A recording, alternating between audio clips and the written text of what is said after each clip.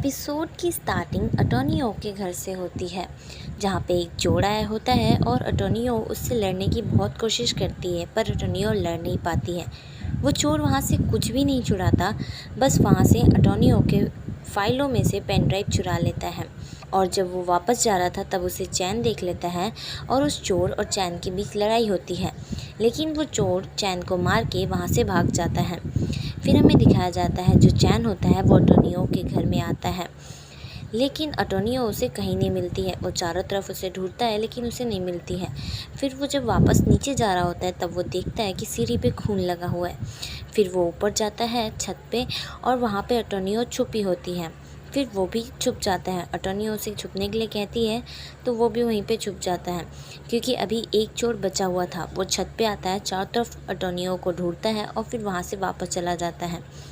तभी फिर अटॉर्नी ओ बेहोश हो जाती है। चैन अटॉर्नी ओ को लेके हॉस्पिटल जाता है और डॉक्टर बताते हैं कि अटॉर्नी ओ के शोल्डर में एक कांच अंदर तक चुभ गया है और इसकी वजह से अटॉर्नी ओ बेहोश हो गई थी।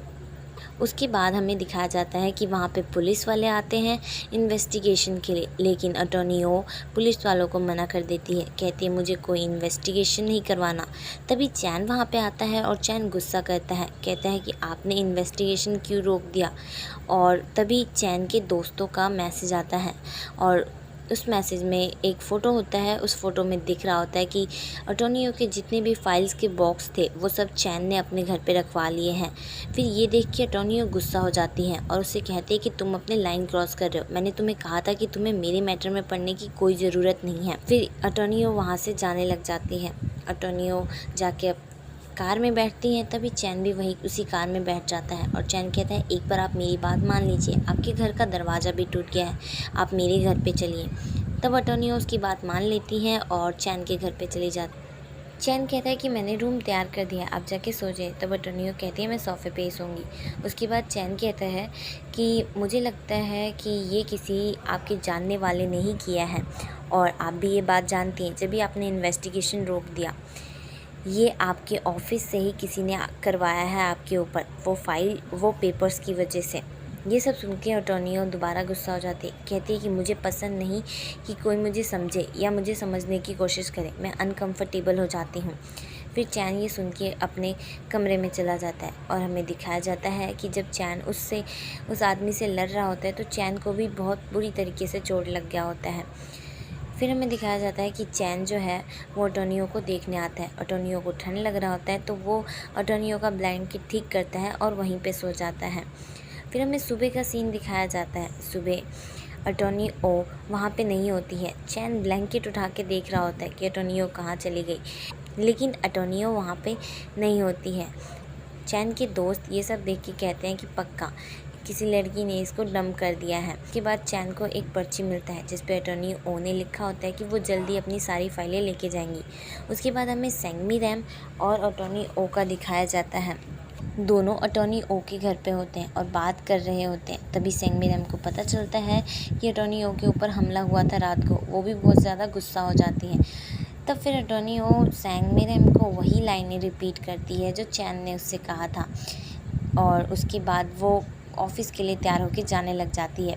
पर सेंगमी रैम कहती है कि आपको ऑफ़िस जाने की ज़रूरत नहीं, आपको आराम करने की ज़रूरत है। तब अटॉर्नी कहती है कि नहीं, मुझे ऑफ़िस जाना बहुत ज़रूरी है, मुझे देखना है कि किसके कैसे एक्सप्रेशन बन रहे हैं फेस के, मुझे देख के।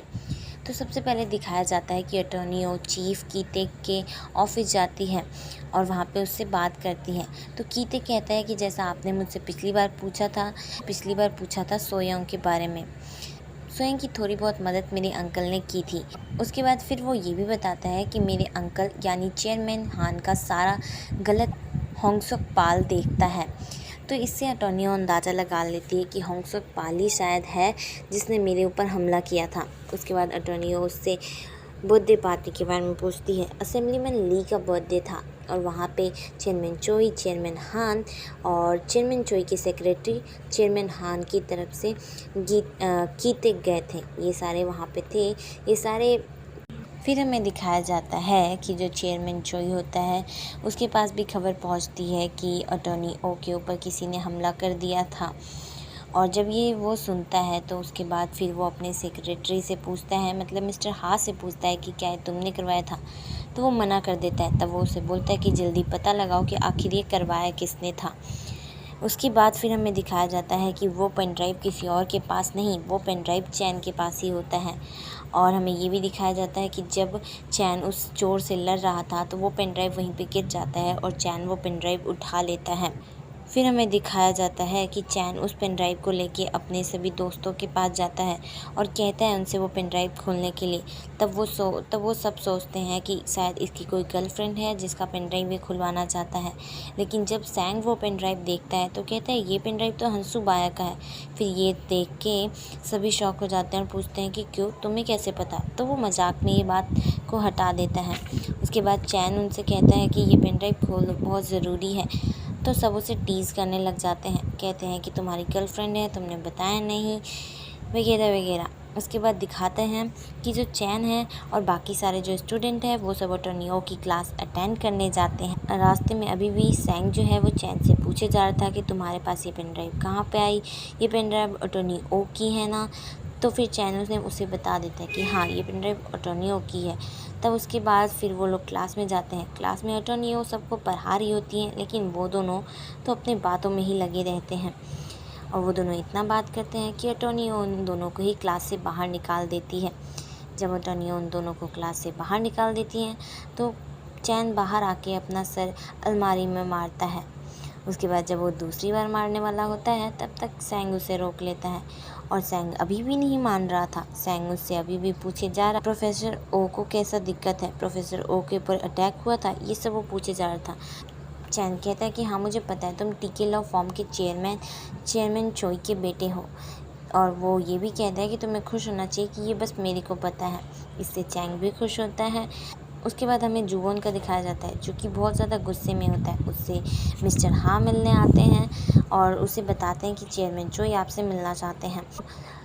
पीछे से मिस्टर को उन दोनों को देखते हुए कार से निकल जाते हैं। उसके बाद अगले सीन में दिखाया जाता है मिस्टर को सेंग मी रैम एंड अटॉर्नी ओ दोनों से बात कर रहे होते हैं। उसके बाद तीनों ये अंदाज़ा लगा लेते हैं कि आखिर हुआ क्या होगा। तीनों सोच लेते हैं कि जो जुवन है उसने होंगसुक पाल को अटॉर्नी ओ के घर पे भेजा था और अब ये चेयरमैन को पता चल गया है, इसलिए वो डर रहा है। फिर हमें दिखाया जाता है कि वो जो स्टूडेंट होते हैं वो उसी एरिया में जाते हैं और वहाँ से CCTV फुटेज लाते हैं। नामचून अभी भी चैन को परेशान किए जा रहा था, पूछ रहा था कि बताओ कौन है तुम्हारी गर्लफ्रेंड, किसने पहले प्रपोज़ किया, वगैरह वगैरह। तभी चैन को अटॉर्नी ओ का कॉल आता है। अटॉर्नी ओ उससे पूछती है चोर के नंबर प्लेट वगैरह देखी थी। तब चैन कहता है कि आप इस मैटर में ज़्यादा मत पड़िए, मैं नहीं चाहता कि आपको हर्ट हो। और ये कह के वो फ़ोन काट देता है।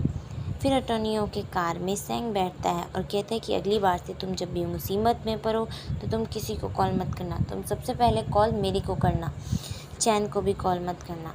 ये कह के वो वहाँ से चला जाता है। फिर हमें दिखाया जाता है जुवन चेयरमैन चोई से मिलने आता है और उनसे माफ़ी मांगता है। तो चेयरमैन चोई से बोलते हैं तुम्हें होंगसुक पाल को इन्वॉल्व करने की क्या ज़रूरत थी। फिर जुवन चेयरमैन चोई को सारी बात बताता है कि होंगसुक पाल ने वो पेन ड्राइव चुरा लिया था, लेकिन जब वो बाहर आया था तो एक लड़के से उसकी फ़ाइट हुई और वो पेन ड्राइव वहीं पे गिर गया। इसी बहस की वजह से जो होंगसुक पाल होता है वो जुवन को रास्ते में ही छोड़ देता है, चला जाता है। ये बात सुन के चेयरमैन चोई और भी ज़्यादा गुस्सा आ जाता है। उसके बाद हमें मिस्टर को का दिखाया जाता है जो बड़ी चालाकी से चीफ गीतेक के कार का फुटेज ले आए थे और उनसे ऐसा करने के लिए अटॉर्नी ओ ने कहा था। फिर हमें दिखाया जाता है सभी स्टूडेंट मिलके वो पेन ड्राइव खोल लेते हैं और उस पेन ड्राइव में दिखाया जाता है कि वहाँ पे बिल के बहुत बड़े बड़े अमाउंट होते हैं, लगभग 100 मिलियन वॉन। ये देख के वो लोग शॉक हो जाते हैं और पूछते हैं तुम्हारी गर्लफ्रेंड है कौन। तभी पीछे से सैंग आता है और बोलता है कि ये प्रोफेसर ओ का है। उसके बाद फिर चैन कहता है कि ये बात किसी को मत बताना। उसके बाद जो बाकी के 2 स्टूडेंट CCTV फुटेज लाए थे वो फुटेज देखते हैं और उस फुटेज को पाक जी यंग के घर जो चोर आया था उससे मैच करते हैं। तो उनको पता चलता है दोनों ही एक ही आदमी है और दूसरा वो देखते हैं कि जुवोन होता है। ये देख के सैंग वहाँ से चला जाता फिर सैंग वहाँ से बाहर आता है और लगातार अपने भाई जुवन को कॉल किए जाता है, पर उसका कॉल नहीं लगता है। फिर वो सीधे अपने पापा चेयरमैन चोई से मिलने आता है और कहता है कि आखिर आपने ऐसा क्यों किया, जुवन कहाँ है। तो वो बताते हैं जुवन किसी काम से पेरिस गया हुआ है। फिर सैंग कहता है कि आपने ये ठीक नहीं किया, अटोनियो जल्दी ही आप लोगों को ढूंढ लेगी। उसके बाद हमें दिखाया जाता है चैन अटोनियो को अपने घर बुलाता है और वो वीडियो दिखाता है जिसमें जुवन दिख रहा था, और उसके बाद वो पेन ड्राइव भी वो अटोनियो को दे देता है। फिर अटोनियो बोलती है कि आखिर तुम्हारे पास ये पेन ड्राइव था, तुमने मुझे बताया क्यों नहीं। तो फिर वो कहता है कि उसने वहाँ पे गिरा दिया था, इसलिए मैंने ये पेन ड्राइव उठा लिया था। ये सब सुन के अटोनियो और भी ज़्यादा गुस्सा हो जाती है और वहाँ से चली आती है। फिर हमें दिखाया जाता है कि जो अटोनियो होती है वो अपनी दोस्त से मिलने जाती है। उसकी दोस्त उसके घाव पर, उसके चोट पे दवाई लगा रही होती है। उसके बाद हमें दिखाया जाता है कि उसकी दोस्त बोल रही होती है कि ये मैं उस लड़के की बहुत ज़्यादा शुक्रगुज़ार हूँ कि उसने तुम्हें बचाया। उस अटोनियो चैन के बारे में बात करने लग जाती है, कहती है कि तुम्हें पता है जब भी लोग मेरे बारे में बुरा भला बोलते थे, मेरे को क्रिटिसाइज़ करते थे, तब मैं उनकी बातों पे ध्यान नहीं देती थी। मैंने कभी किसी के सामने अपने आंसू नहीं दिखाए, मैं सबको बस ये दिखाती थी कि मैं बिल्कुल ठीक हूँ। लेकिन चैन के सामने ऐसा नहीं हो पाता है। चैन मुझे जान गया है और वो मुझे और जान रहा है, जो कि मुझे पसंद नहीं। ये बोलते बोलते अटोनियो रोने भी लगी थी। फिर हमें अगले दिन का दिखाया जाता है। अगले दिन जब अटोनियो तैयार हो रही होती है, तभी उसे चेयरमैन चोई का कॉल आता है। चेयरमैन चोई उसे मिलने के लिए बुलाते हैं। वो चेयरमैन चोई से मिलने जाती है। फिर हमें दिखाया जाता है कि जो यूनिवर्सिटी के डायरेक्टर होते हैं, उनके पास एसपी पार्टनर के सीईओ आते हैं। फिर हमें पता चलता है ये दोनों मिले हुए हैं। फिर आगे जब अटोनियो चेयरमैन चोई से मिलने जाती है, तो वो वहाँ पे देखती है कि वहाँ पे चेयरमैन चोई तो है ही नहीं, वहाँ पे कीत। फिर वो दोनों आपस में बातें करते हैं। कीतेक उसे पेन ड्राइव और फाइल के बारे में पूछता है। अटोनियो उसे मना कर देती है देने से। फिर अटोनियो उसे कहती है कि मुझे सब पता चल गया है, और उसे कहती है कि जब कोई इलीगल काम करते हैं तो अपने डेली वाले जूते नहीं पहनने चाहिए। ये बात सुन के कीते गुस्से में आ जाता है और बोलता है एक अनमैरिड वूमेन जो कि प्रेग्नेंट है, उसे कितनी दिक्कत हुई होगी अकेले न्यूयॉर्क में। फिर हमें फ्लैशबैक दिखाया जाता है। फ्लैशबैक में हमें चेयरमैन चोई और अटॉर्नी ओ का दिखाया जाता है, दोनों का दिखाया जाता है, और दोनों की बातों से हमें पता चलता है कि जो अटॉर्नी ओ थी वो प्रेग्नेंट थी और वो उसका चक्कर जुवन के साथ चल रहा था। फिर चेयरमैन चोई से न्यूयॉर्क भेज देते हैं, कहते हैं कि तुम वहाँ पे इंतज़ार करना, जुवन वहाँ पे आएगा और फिर हम तुम्हारी अच्छे से शादी करवा देंगे। फिर हमें एयरपोर्ट का दिखाया जाता है। जुवन अटॉर्नियो को छोड़ने जाता है। फिर बहुत दिन बीत जाने के बाद अटॉर्नियो न्यूयॉर्क से कॉल करती है। तब उसे पता चलता है कि जो जुवन है उसकी कहीं और शादी हो रही है। फिर हमें दिखाया जाता है अटॉर्नियो का। अटॉर्नियो कीतिक को रिप्लाई करती है और उसकी बेइज्जती करती है। उसको कहती है कि क्या तुमने अब चेयरमैन चोई की तरफ काम करना शुरू कर दिया है? क्या अब तुम चेयरमैन हान को भूल गए हो? उसके बाद फिर हमें दिखाया जाता है अटॉर्नी ओ अपने पास्ट के बारे में सोच रही होती है। अटॉर्नी ओ का फ्लैशबैक दोबारा दिखाया जाता है। उसमें दिखाया जाता है अटॉर्नी ओ सुसाइड करने वाली थी और चेयरमैन चोई को कॉल करती है और उसे कहती है कि मेरे साथ ऐसा क्यों किया। तब चेयरमैन चोई कहते हैं कि तुम अपनी औकात भूल गई थी, तुम अपनी जगह भूल गई थी। तुम्हारे पास दो ऑप्शन है, या तो तुम वापस आओ और यहाँ मेरे पास काम करो, या फिर वहीं पे रह के कूड़े बिनो। उसके बाद फिर अटॉर्नी ओ वापस आती है और अटॉर्नी ओ चेयरमैन से हाथ मिला लेती है और वहीं पे अपने आप को प्रॉमिस करती है कि एक दिन मैं तुम्हारा लॉ फॉर्म अपने पास कर लूँगी। उसके बाद फिर हमें दिखाया जाता है कि चेयरमैन और अटॉर्नियो आपस में मिलते हैं। मुझे पता था कि तुम्हारा एक ही सपना है, मेरे लॉ फॉर्म को अपना बनाना। उसके बाद फिर अटॉर्नियो कहती है कि तुमने मेरा हर जगह नाम यूज़ किया है। और फिर हमें फ्लैशबैक दिखाया जाता है कि चैन उसे बताता है कि आपके नाम पर बहुत सारे लोन लिया गया है बैंकों से। फिर हमें दिखाया जाता है अटॉर्नियो वो दिखाती है पेपर चेयरमैन को और कहती है मेरे नाम पे आपने बहुत सारा लोन लिया है, चाहते हैं कि उसका सारा बिल मेरे नाम फट जाए। फिर अटॉर्नियो कहती है कि आपको मेरा नाम यूज़ करने से पहले पूछना चाहिए था। फिर चेयरमैन कहते हैं कि मेरे को नहीं लगता कि इसकी कोई ज़रूरत है कि तुम्हारा नाम यूज़ करने से पहले तुम्हें पूछना। फिर अटॉर्नियो कहती है कि आपके पास दो ही ऑप्शन है, या तो आप जो मैं कह रही हूँ वो मुझे दे दीजिए, या फिर आपकी जो भी प्लानिंग है मैं उसे बर्बाद कर दूँगी। तो फिर चेयरमैन कहते हैं बोलो तुम्हें क्या चाहिए। तो फिर अटॉर्नी कहती है मुझे 17 बिलियन वॉन चाहिए। उसके बाद चेयरमैन अटॉर्नी को घूर घूर के देखने लग जाते हैं और अटॉर्नी ओ स्माइल करती है, और इसी स्माइल के साथ ये एपिसोड यहीं पे ख़त्म हो जाता है। Thank you very much for watching my video.